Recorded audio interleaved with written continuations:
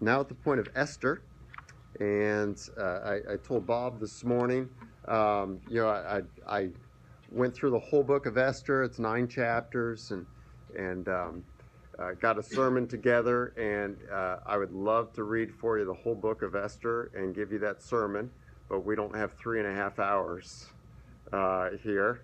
And so I've essentially pulled 2 points from that sermon of the whole book of Esther. And it took me about, this sermon is I love you. It took me about 3 hours to pull out what can I get in one sermon where I don't have to read for 25 minutes. Because the whole book of Esther fits together. And so if you just read chapter 1, you don't get the point of chapter 1. The point of chapter 1 is in chapter 3 and chapter 5 and chapter 8. So we'll bounce around here. I for the fun of it, I put all the places we'll actually be, and this should make sense to you as we skip around here. And we read the book of Esther now because we have gotten to the place where God's people have been in exile, off in Babylon, and then we came back from exile to Jerusalem, and we had Haggai, who was one of 2 biblical prophets speaking at the time of God's people's restoration to the Promised Land. And Haggai and Zechariah were the 2 prophets that came around in 520 BC, and they encouraged God's people to complete their building of the temple. Now, we're not looking at Zechariah because I used Zechariah at Palm Sunday or Easter. So we've seen Zechariah already. So now we're to Esther. And Esther is among Jewish people who never came back from the exile. Some of the Jews didn't return with the restoration crowd, and they stayed off in exile. And Esther is one of those people. Esther and Mordecai, they're off in exile, and they're living under the Persian kingdom. And in Daniel 5, we saw that the Persian kingdom had come in and conquered the Babylonians. That was the chapter with the writing on the wall. The Persians take over, and actually Daniel in the lion's den is under the Persian reign as he's still there in exile. But we start with Esther chapter 1, verse 1. This is God's word, eternally true. This is what happened during the time of Xerxes, the Xerxes who ruled over 127 provinces stretching from India to Cush. Cush was northern Nile, so northern Egypt. At that time, King Xerxes reigned from his royal throne in the citadel of Susa. In the 3rd year of his reign, he gave a banquet for all his nobles and officials. The military leaders of Persia and Media, the princes, and all the nobles of the provinces were present.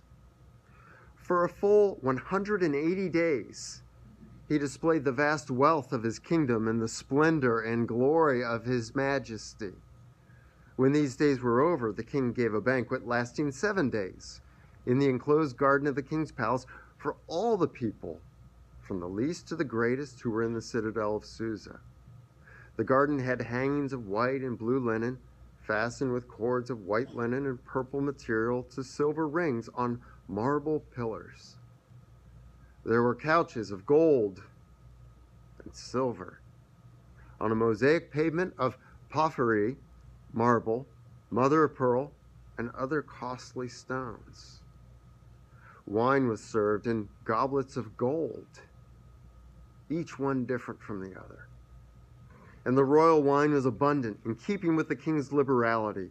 By the king's command, each guest was allowed to drink in his own way, for the king instructed all the wine stewards to serve each man what he wished. Now go to chapter 2, and we'll look at verse 5. Chapter 2, verse 5. Now there was in the citadel of Susa a Jew of the tribe of Benjamin, named Mordecai, son of Jair, the son of Shammai, the son of Kish, who had been carried into exile from Jerusalem by Nebuchadnezzar, king of Babylon, among those taken captive with Jehoiachin, king of Judah. Mordecai had a cousin named Hadassah, whom he had brought up because she had neither father nor mother. This girl, who was also known as Esther, was lovely in form and features, and Mordecai had taken her as his own daughter when her father and mother died. Now go down to verse 17, still chapter 2, verse 17. Now the king was attracted to Esther more than to any other women, and she won his favor and approval more than any of the other virgins. So he set a royal crown on her head and made her queen instead of Vashti. Now go down to chapter 3. We'll look at verse 1. Chapter 3, verse 1. After these events, King Xerxes honored Haman, son of Hammedatha, the Agagite, elevating him and giving him a seat of honor higher than that of all the other nobles. All the royal officials at the king's gate knelt down and paid honor to Haman, for the king had commanded this concerning him. But Mordecai would not kneel down or pay him honor. Then the royal officials at the king's gate asked Mordecai, "Why do you disobey the king's command?" Day after day they spoke to him, but he refused to comply. Therefore, they told Haman about it, to see whether Mordecai's behavior would be tolerated, for he had told them he was a Jew. When Haman saw that Mordecai would not kneel down or pay him honor, he was enraged. Yet having learned who Mordecai's people were, he scorned the idea of killing only Mordecai. Instead, Haman looked for a way to destroy all Mordecai's people, the Jews, throughout the whole kingdom of Xerxes. In the 12th year of King Xerxes, in the first month, the month of Nisan, they cast the pur, that is, the lot, in the presence of Haman to select a day and month, and the lot fell on the 12th month, the month of Adar. Then Haman said to King Xerxes, "There's a certain people dispersed and scattered among the peoples in all the provinces of your kingdom, whose customs are different from those of all the other people, and who do not obey the king's laws. It is not in the king's best interest to tolerate them. If it pleases the king, let a decree be issued to destroy them. And I will put 10,000 talents of silver into the royal treasury for the men who carry out this business." So the king took his signet ring from his finger and gave it to Haman, son of Hammedatha, the Agagite, the enemy of the Jews. "Keep the money," the king said to Haman, "and do with the people as you please." Then on the 13th day of the first month, the royal secretaries were summoned. They wrote out in the script of each province and in the language of each people all Haman's orders to the king's satraps, the governors of the various provinces, and the nobles of the various peoples. These were written in the name of King Xerxes himself and sealed with his own ring. Dispatches were sent by couriers to all the king's provinces with the order to destroy, kill, and annihilate all the Jews, young and old, women and little children, on a single day, the 13th day of the 12th month, the month of Adar, and to plunder their goods. A copy of the text of the edict was to be issued as law in every province and made known to the people of every nationality so they would be ready for that day. Spurred on by the king's command, the couriers went out, and the edict was issued in the citadel of Susa. The king and Haman sat down to drink, but the city of Susa was bewildered. Chapter 4, verse 1. When Mordecai learned of all that had been done, he tore his clothes, put on sackcloth and ashes, and went out into the city, wailing loudly and bitterly. But he went only as far as the king's gate, because no one clothed in sackcloth was allowed to enter it. In every province to which the edict and order of the king came, there was great mourning among the Jews, with fasting, weeping, and wailing. Many lay in sackcloth and ashes. When Esther's maids and eunuchs came and told her about Mordecai, she was in great distress. She sent clothes for him to put on instead of his sackcloth, but he would not accept them. Then Esther summoned Hatach, one of the king's eunuchs assigned to attend her, and ordered him to find out what was troubling Mordecai and why. So Hathach went out to meet Mordecai in the open square of the city in front of the king's gate. Mordecai told him everything that had happened to him, including the exact amount of money Haman had promised to pay into the royal treasury for the destruction of the Jews. He also gave him a copy of the text of the edict for their annihilation, which had been published in Susa, to show Esther and explain it to her. And he told him to urge her to go into the king's presence to beg for mercy and plead with him for her people. Hathach went back and reported to Esther what Mordecai had said. Then she instructed him to say to Mordecai, "All the king's officials and people of the royal provinces know that for any man or woman who approaches the king in the inner court without being summoned, the king has but one law, that he be put to death. The only exception to this is for the king to extend the gold scepter to him and spare his life. But 30 days have passed since I was called to go to the king." When Esther's words were reported to Mordecai, he sent back this answer: "Do not think that because you are in the king's house, you alone of all the Jews will escape. For if you remain silent at this time, relief and deliverance for the Jews will arise from another place. But you and your father's family will perish. And who knows but that you have come to royal position for such a time as this?" Then Esther sent this reply to Mordecai: "Go and gather together all the Jews who are in Susa and fast for me. Do not eat or drink for 3 days, night or day. I and my maids will fast as you do. When this is done, I will go to the king, even though it is against the law. And if I perish, I perish." So Mordecai went away and carried out all of Esther's instructions. And then lastly, chapter 5, verse 9. Chapter 5, verse 9. Haman went out that day happy and in high spirits. But when he saw Mordecai at the king's gate and observed that he neither rose nor showed fear in his presence, he was filled with rage against Mordecai. And then lastly, verse 14. His wife Zeresh and all his friends said to him, "Have a gallows built, 75 feet high, and ask the king in the morning to have Mordecai hanged on it. Then go with the king to dinner and be happy." This suggestion delighted Haman, and he had the gallows built. Here ends our reading, and we do have a response of thankfulness that's printed for us in our bulletins. The word of the Lord. Thanks be to God. Thanks indeed. Let's pray. I never got to be in the musical Oklahoma, but I love the beginning of the musical Oklahoma, because there's a bright golden haze in the meadow, right? Who knows Oklahoma? And I love that because it was in my voice range, which is kind of low. I don't have that much of a range. And but this farmer is singing of the bright golden haze in the meadow as he goes out in the fields of Oklahoma, and he praises the corn there and says the corn is as high as an elephant's eye. And I think that it's reaching clear up to the sky.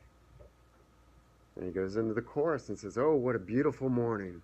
Oh, what a beautiful day. I've got this beautiful feeling." Here's the important part: everything's going my way.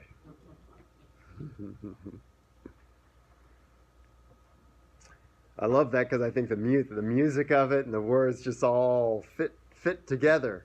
But that's the opposite of what Scripture tells us. We would love that to be the case, that everything is going our way. And while we may have, I've told you before, I felt that way as a 4th and 5th grader, and then it was all downhill from there. But we know as we age, everything starts not going our way. Some things go our way, and it's not that nothing is going our way. But certainly we have our trials and our sufferings here in this life. And one of the great things about Scripture that verifies for us that it's true is God doesn't tell us, follow me and everything will be good for you. If he told us that, we would be right to leave because we would rightfully call God a liar. Jesus followed his Father to the T, and everything did not go right for him. He who had written the law, Jesus, was being questioned as to his interpretation of it by the Pharisees.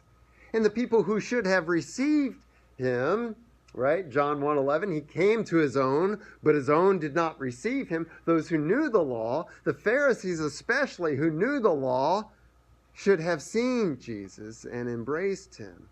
But instead, as we see there in that John 12 passage that Bob read for us, they're mad when Lazarus is raised from the dead because now the whole world is going after Jesus, and they plot his death.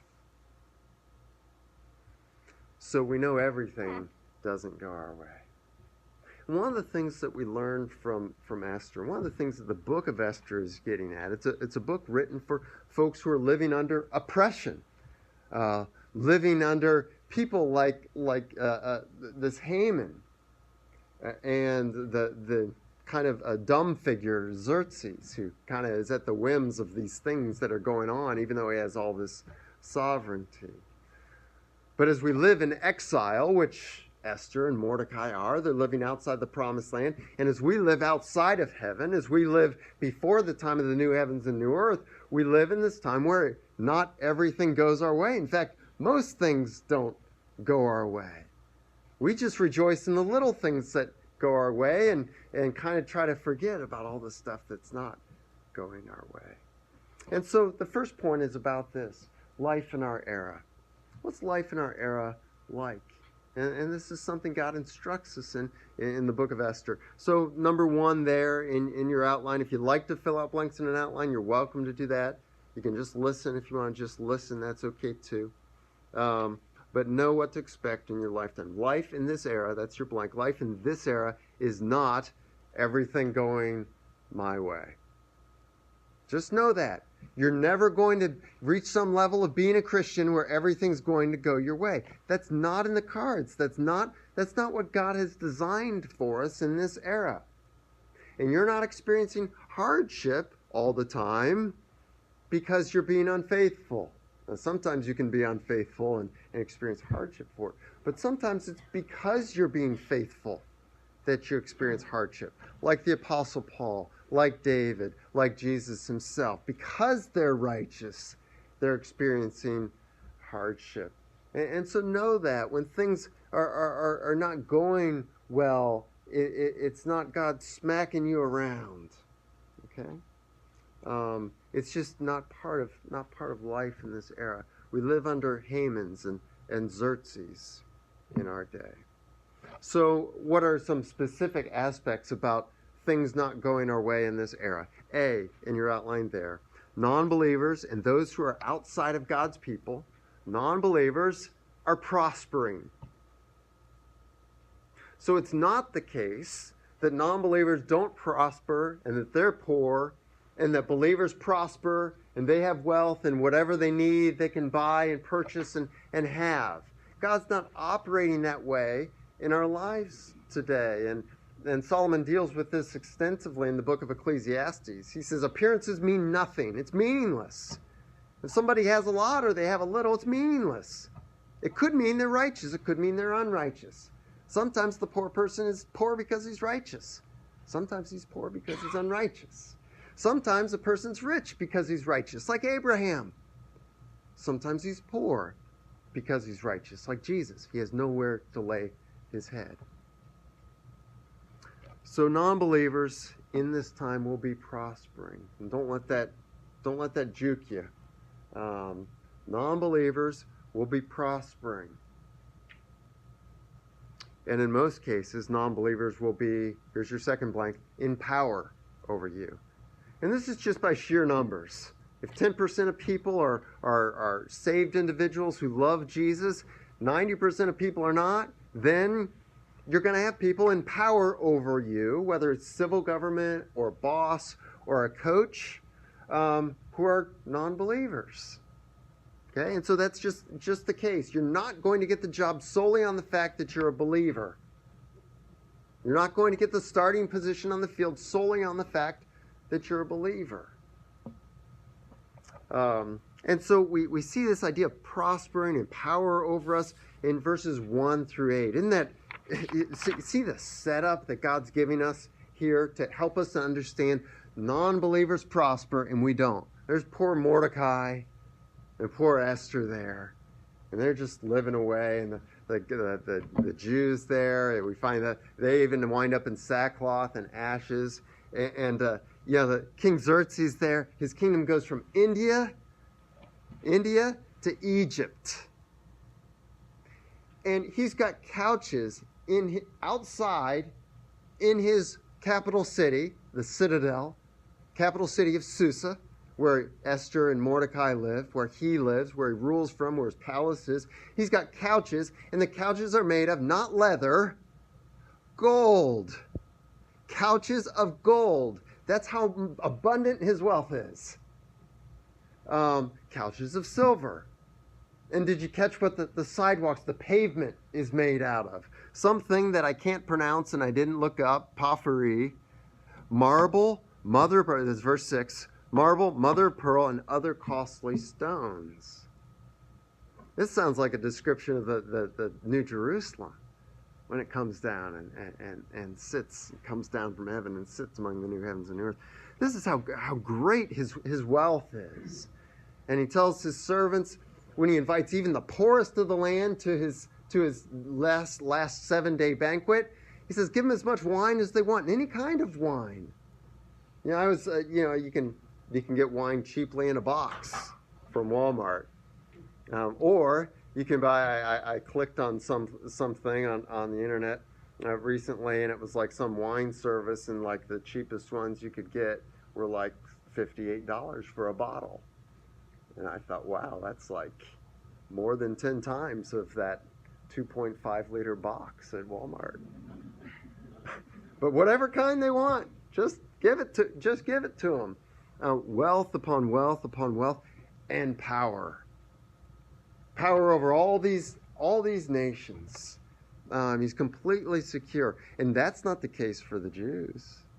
They're not completely secure. In fact, their very lives are threatened. They're facing death and plundering. What little stuff they have in this edict of Haman gets said, well, you can have it after you destroy. Did you like that? It said like kill, destroy, and annihilate. It's like a little kid when he's in 3rd grade. I'm going to kill you and annihilate you too. But that's there for God's people. And so this is non-believers. They may have much, but that's not a symbol that God is with them and that they have the blessing of God. And so we're to know that. We're to have that in our heads, that people prosper, and people who are wicked people or people who are envious or out for their own good at the expense of others, they may be the popular people. Or the coach may have a favorite who plays in front of you. Or I was watching a Seinfeld episode yesterday, and this woman who gets her toe cut off and then reattached because of Kramer's wonderful heroic work, she gets the job promotion instead of Elaine because the boss feels sorry for her because her toe had gotten cut off and re-sewn on. Justice doesn't happen on this earth, and so we're to know that as people. We're not wicked people get to be powerful, and we all know that proverbially. Politicians typically are not honest people. They're just people who have money lined up behind them, and for one reason or another get brought forward. And almost every presidential election season on both sides we say, where did they get these candidates? Really? That's all these two parties have to offer us? So that's So we're to know that other people, non-believers, are prospering and they have power over us. But we're to know we're not alone in this, and that God does not understand as a double negative. Sorry. Rather, and here's your line here, Jesus experienced the same. Jesus experienced the same with Pilate, Herod, and the Pharisees. It was non-believers who had power over him. Now, he's the Son of Almighty God and is himself Almighty God. And it goes back to my question that I had as a 5-year-old watching the movie King of Kings in Rochester, New York, and seeing Jesus on the cross and asking my mom as she ironed there in our split-level house by the garage, saying, "Mom, why didn't Jesus just zap all these guys and come down off the cross?" And I had that same question, that first thief had. If you're a savior, why don't you just come down off the cross, save yourself and us too? And I wasn't asking it in a mocking way. I was confused. I really believed he had done all these miracles that they had shown in this movie and that he was the Son of God. Why was he doing this? Why was he under the power of others? And yet he was under the power of the Pharisees. And he submits to that power in their trial of him, under the power of Pilate, under the power of Herod, under the power of these soldiers. And so Jesus knows what this is like, and this is to inform us that this is normal. If it happened to Jesus, we're not better than him, and so it'll happen to us too. We'll be under the power of non-believers, and the non-believers around us will prosper.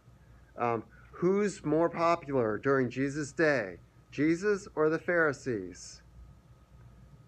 Well, they take a vote. Guess who loses the vote? Jesus.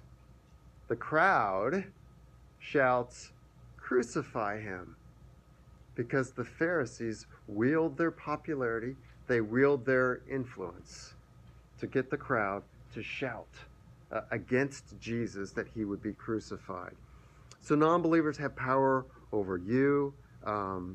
They prosper, and we need to know this in our lives, that that's just a normal factor of things. Now, B, second thing that's true of this era. You may have hardships and injustices out of others' desire for their own glory, for their glory. You may have hardships and injustices out of others' desire for their glory, or because of your faith in Jesus. So we see these in these passages listed here. Haman, he's all about his glory. And he's doing fine. He's second in command over all this empire from India to Cush. But yet, he's so consumed with his glory that one man, one lowly Jew who won't acknowledge him and bow down to him, brings him into a rage. He's enraged by this, so much so, it tells us there, he's not just content with crushing Mordecai. He finds out who Mordecai's people are. He says, let's crush his whole people. And even after Haman's exalted to the second position in the kingdom, even after part of what we skipped over is he's invited to this banquet with just the king and the queen. He's the only guest of the king and the queen. And he's happy, and he goes out happy, but then he thinks about Mordecai, and his happiness is crushed. And so his wife and his friends tell him, just go to the king and build a gallows, build a place to hang somebody from, a gallows, 75 feet high. That's really high. So everybody can see, anyone who messes with Haman, this is what happens to him. And so then Mordecai's pleased, because his own glory is being fed. And his friends are feeding his own glory as the king has fed his own glory, fed Haman's glory too.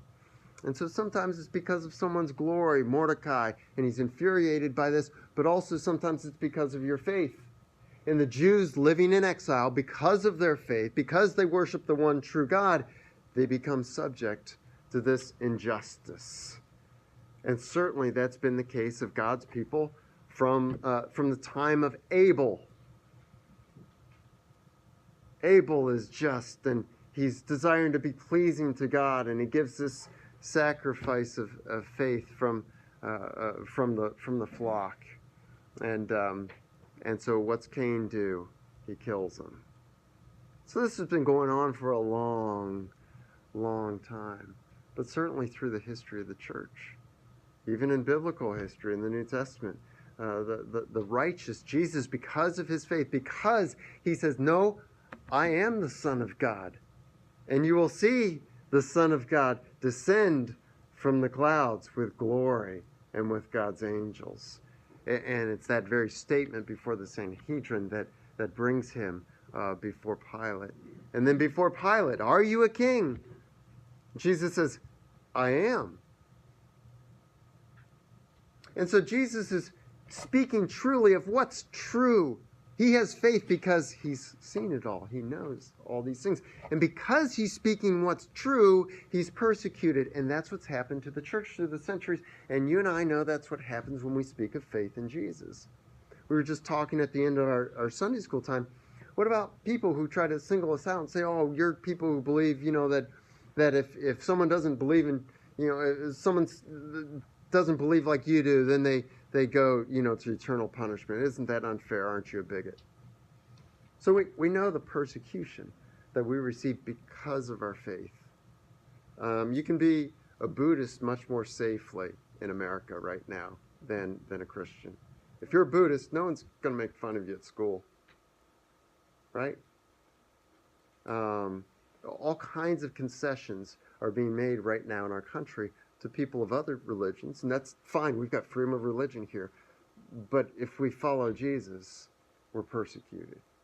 If we stand for certain things, we won't get jobs, or we may be fired. You may have hardships because of others' desire for glory, and sometimes that's just about a person being competitive. Okay? Haman was a competitive guy. And he wanted, it's kind of like Michael Jordan, right? Just be quiet. Retire and be quiet, and everybody will sing your praises. Don't show up in the sports media every time someone gets too much praise and say, but remember me? I'm better than him. And Haman's like that. And sometimes for other people's glory, they will gossip about you. They will say things about you that aren't true because they feel like maybe their glory is being taken from. Right? And so we experience that as believers today. And sometimes, of course, it's because, as I've mentioned, it's because of our faith. That passage there, 2 Corinthians 2, 15 and 16, Bob read for us. You and I, who have God's Spirit, are this aroma. That's what Paul says. We're an aroma of Christ. And to those who are being saved, it's an aroma of life. And so we get together on Sundays, and it's like, this is refreshing. Aroma of life. It's, Gordon Lightfoot, right? Summer Breeze. Makes me feel fine. Is that it? No, Seals and Croft. Seals and Croft. Yeah, Seal that and Diamond Girl are their songs. So Summer Breeze. Jasmine in my mind, right? And that's what we are to each other. But to those who are perishing, Paul says, we are the aroma, what? Of death. Sometimes people hate us. Sometimes people persecute us because we're not participating in their sin. Because we're not gossiping with them. Because we don't do their acts of sin or join in with them in their words of sin. And we show up and they feel it. We're light in the dark room, and like Jesus said in John 3, we expose the darkness just by our presence. And so they hate us, and they say, oh no, he's here. Oh no, she's here. And so everything gets turned upside down. I've had this, my kids have had this, and you've had this, where because of who you are, people blame things on you, and it makes no sense at all. You're the one who's obeying the rules. You're the one who's working hard. You're the one who's showing up early. You're the one who's being kind to people. You're the one who's being forgiving of others. And you're the one who's hated? I've certainly, had this. I'd want, some, where, I'm covering for, people. That's what you do when you love people. Love covers a multitude of sins. And there's somebody I know and care for, and they're sinning against others. And I'm telling telling these people, just be patient, with this person. They've had a tough growing up and that kind of thing. And then that person comes after me. Wow. But that's life, because the spiritual realm is going on, and nothing makes sense in terms of logic.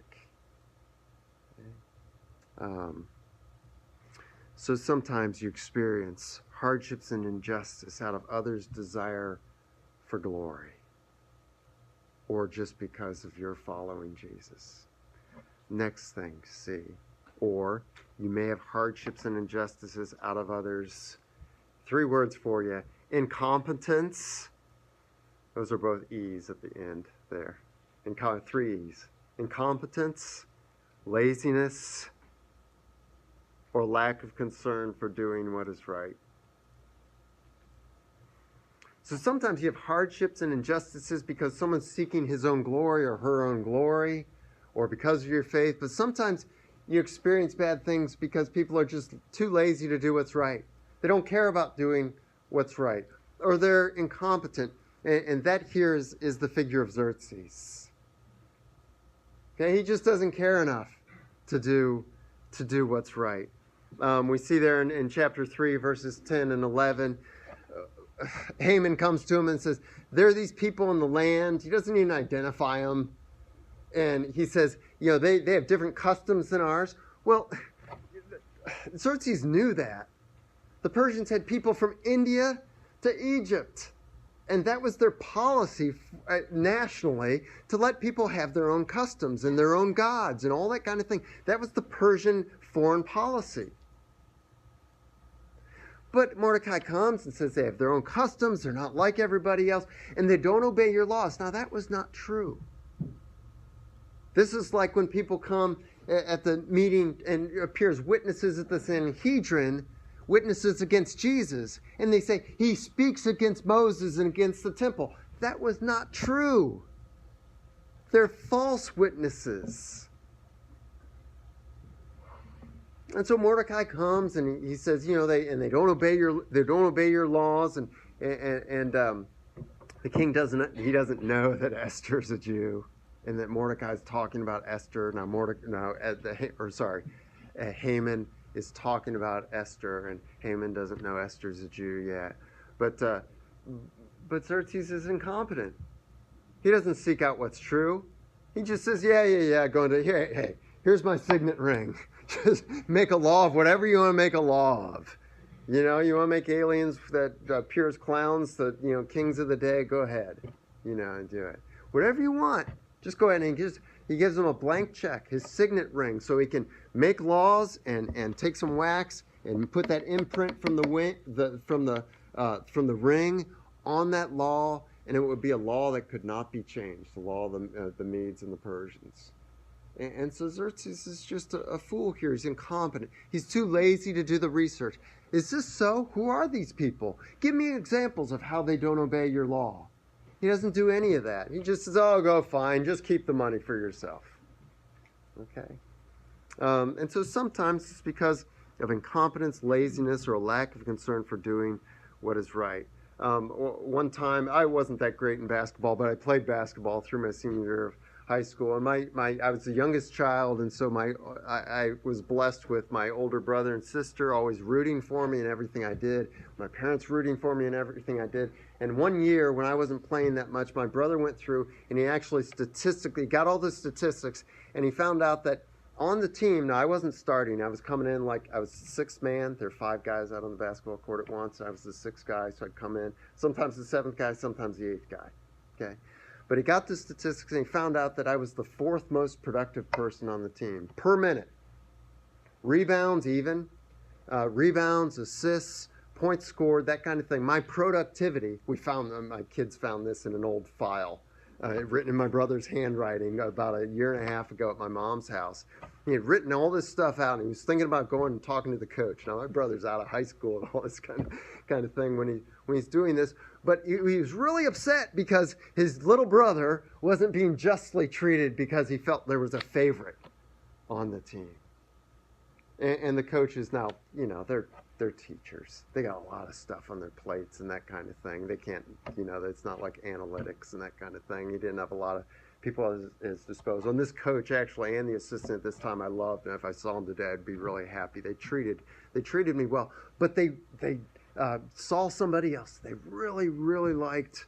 And so I didn't play because of this. And sometimes, so that's just, not figuring it out. And sometimes we don't experience justice because things aren't figured out because of others' competence or laziness or doing what's right. And you probably experienced that at work. Good decisions aren't made. You're not put in the right position because the person making the decision doesn't care enough to find out what's been done and what's been said. Okay? But again, Jesus experienced this. Jesus experienced it. In the next line in your outline there, Jesus experienced this under Pilate's rule. And just like during Esther's day, when all the people hear of this decree, end of chapter 3, they're bewildered. The people go, everyone reads this decree all across in all the provinces and all the nations, they read this decree and they say, what? The Jews are to be annihilated, killed, and then their stuff taken? What do they do? Everyone's confused about this. Not just the Jews, all the people there. And so you see that at the end of chapter 3. And so this is the case with Jesus as well. First of all, you see John 19:6, and Pilate is very clear in John 19. I find no reason to punish this man. He's done nothing. You take him. Do with him what you want. But I find this man innocent. And then that's repeated a few verses later. But they just wear him down. They wear him down. And he says, but this is your king. Here, take him. He's free. And they shout, crucify him. And so then it says, and so Pilate just did what they wanted. This is being an incompetent ruler, an unjust ruler. And so Jesus knows what it's like when we experience injustice, when others are promoted or we're singled out as the bad guy, when we're the one that's been doing right.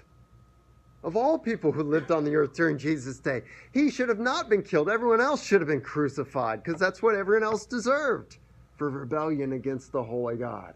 And he alone had not rebelled against his Father. And so the exact opposite of what should happen happens.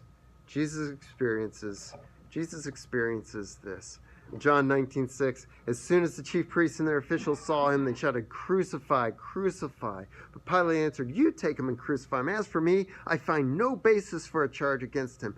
Verse 15, but they shouted, take him away, crucify him. Shall I crucify your king? Pilate asked. We have no king but Caesar. These are Jews saying this. The chief priests answered. Finally, Pilate handed him over to them to be crucified. So it's incompetence, it's laziness, it's a lack of concern for doing what's right. This is the era in which we live. And it's shown for us in the book of Esther, with Haman's decree being approved. It's shown for us in the life of Jesus. So in the life of Jesus, just look at some of the bewilderment at Jesus being crucified. Mark 15, we've read these things. Bob read them for us. Mark 15:39. And when the centurion, standing at the base of the cross, the centurion who stood there in front of Jesus, heard Jesus cry and saw how he died, he said, surely this man is the Son of God. You have one voice of reason in the midst of the maddened crowd. Luke 23:41, the criminal on the cross next to Jesus says to the other criminal who's been insulting Jesus, we are punished justly, for we are getting what our deeds deserve. But this man has done nothing wrong. So the centurion's bewildered.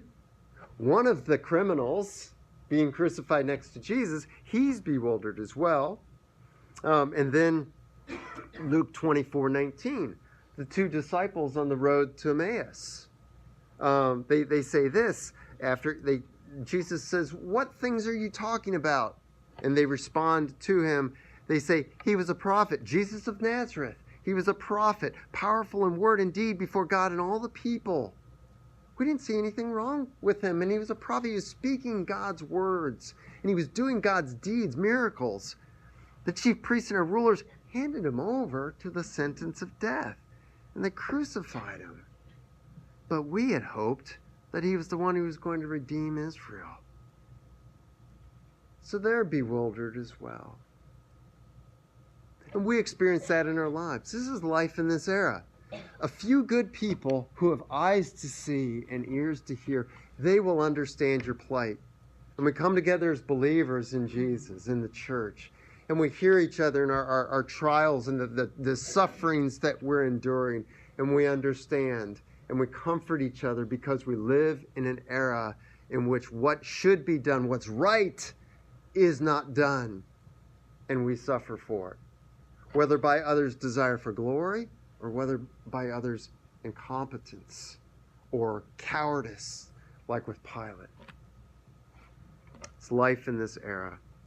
Sometimes things are just unjust and bewildering. D. So what's our response to this? Just be happy? No. D. And sometimes this may cause you grief. Okay, sometimes hey, that's just how it happens, and you just keep going, and you're like, yep, of course, right, okay, and you just keep going. But sometimes this causes you great grief or sorrow. We see this in chapter 4, verse 1, look there. Mordecai responds in grief and sorrow, puts on sackcloth, and goes out wailing bitterly in the street. And then the Jews, wherever this decree is, all through the realm of Xerxes, are doing the same. In verse 3 there, fasting, weeping, and wailing, many lying in sackcloth and ashes, a symbol of just how distraught they were. And that's number one in your outline there. In this era, in this life, know that this life is a life of many griefs. Yeah, that's what life is.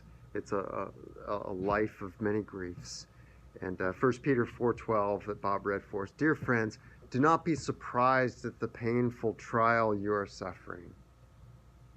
Don't be surprised, dear friends, Peter says.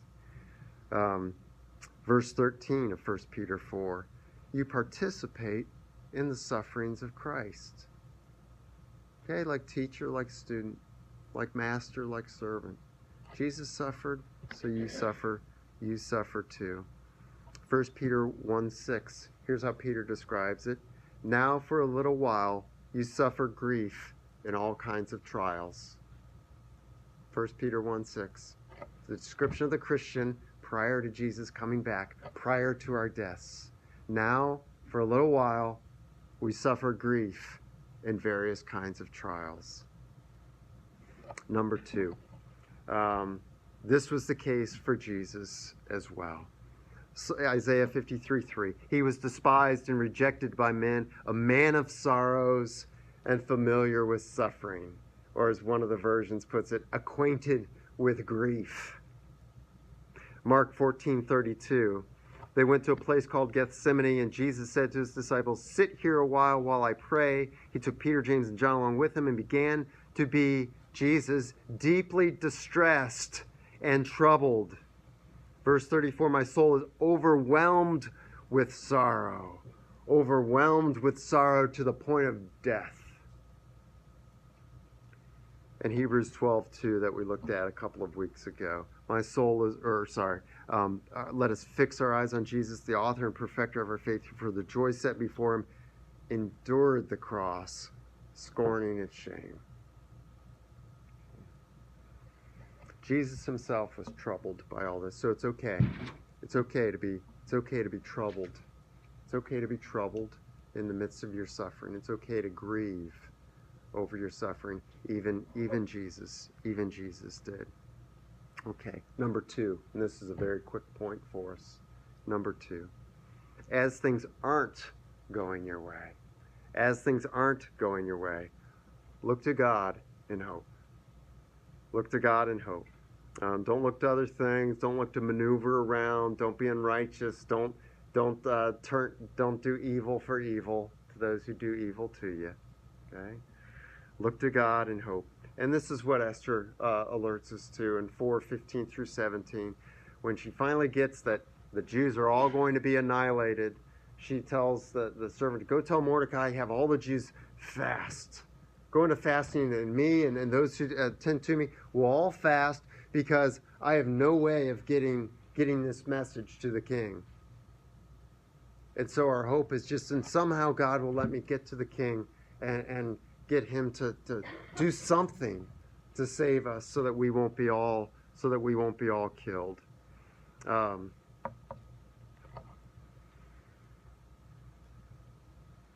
again, this is the characteristic of Jesus. Jesus is facing annihilation.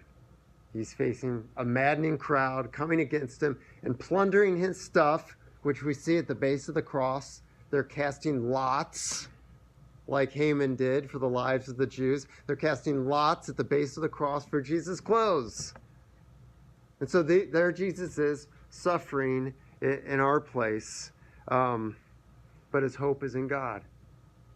What's he say on the cross? Father, into your hands I commit my spirit. And like Esther, if I perish, I perish.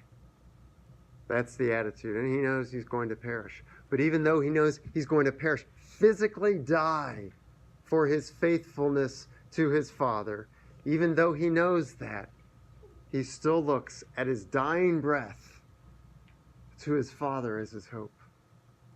Even though my physical life will cease here for now, God is my hope, and he will carry out my life in the resurrection. Luke 22:42. Father, if you're willing, take this cup from me, yet not my will, but yours be done. Jesus looks to his Father to do his will. And then on the cross, Father, into your hands I commit my spirit. And then 1 Peter 2:23. When they hurled their insults at him, at Jesus, when he suffered, he did not retaliate. He made no threats. Instead, he entrusted himself to him who judges justly. Jesus entrusted himself on the cross to him who judges justly. Because on the earth, nobody's judging justly. The just judge is in heaven above. And we entrust our souls, we entrust our lives, we place our hope in him and his justice, even if that justice never meets us here in this life on earth and only meets us at final judgment. So conclusion. In this life in which many things won't go your way, all your hope is to be directed in Jesus. In this life in which many things won't go your way, all your hope is to be directed to Jesus. Like Esther and Mordecai and all the Jews, fast, and maybe we won't perish. But even if we do, our deliverance will arise from another place. Let's pray.